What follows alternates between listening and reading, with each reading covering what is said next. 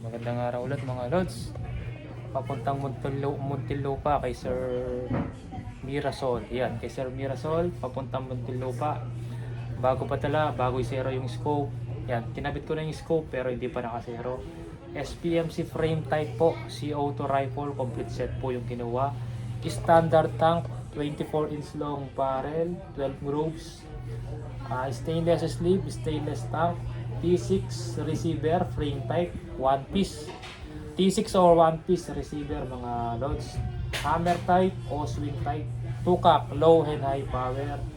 Yan. Bago natin padala, check natin yung groupings at bago i-zero yung scope mismo. Kita natin target.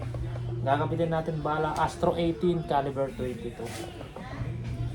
20,000 po yan complete set. Meron SPM sing mas mura yung hindi frame type. Yung receiver hindi siya buo magkapatong, mas mura yon. Yan, mas medyo mahal po yung kuha natin dyan sa SPMC frame type. Try natin dito banda.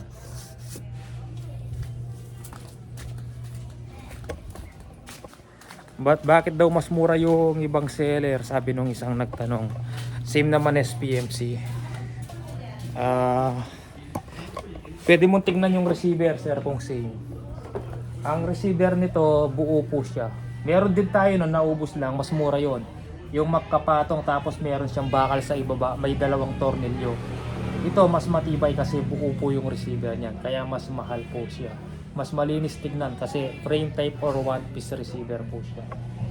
Yung ganun presyo natin, long tank pa 18,000 po complete set. Yung hindi frame type, long tank pa po yon, 18,000 complete set. Try natin yung unit ni sir.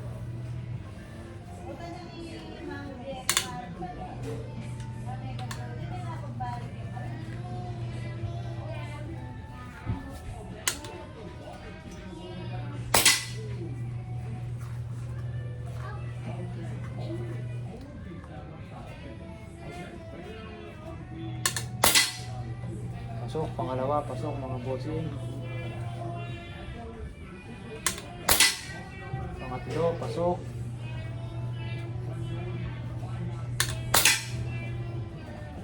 Tumaas yung pangapat.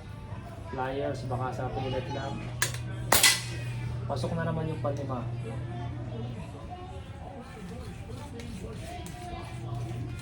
Zero muna natin.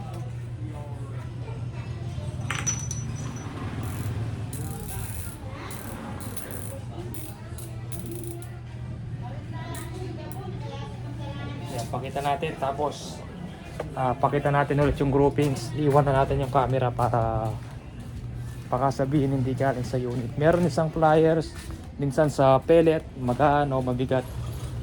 4 shots ito yung tama niya. May isang umuwalay yon sa taas. Ngayon iwan natin to mga lods para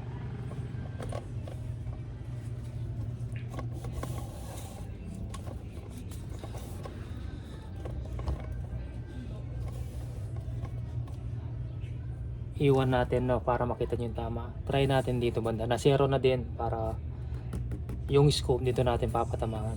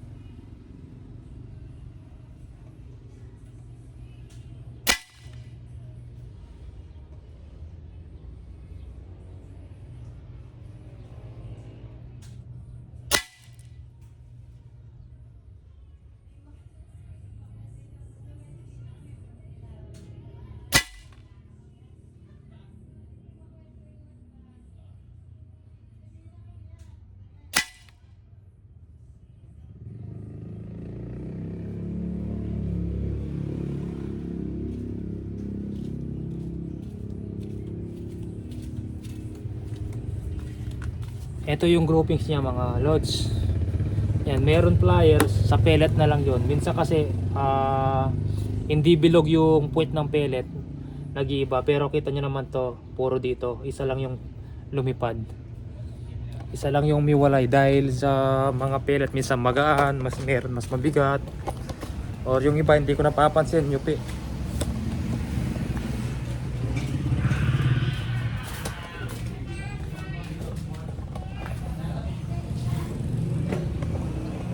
Yan, ito unit nyo sir. Naki-check yung ASPI.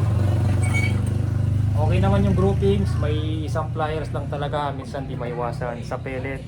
Di magkapara-pares ng timbang or UP yung puwet.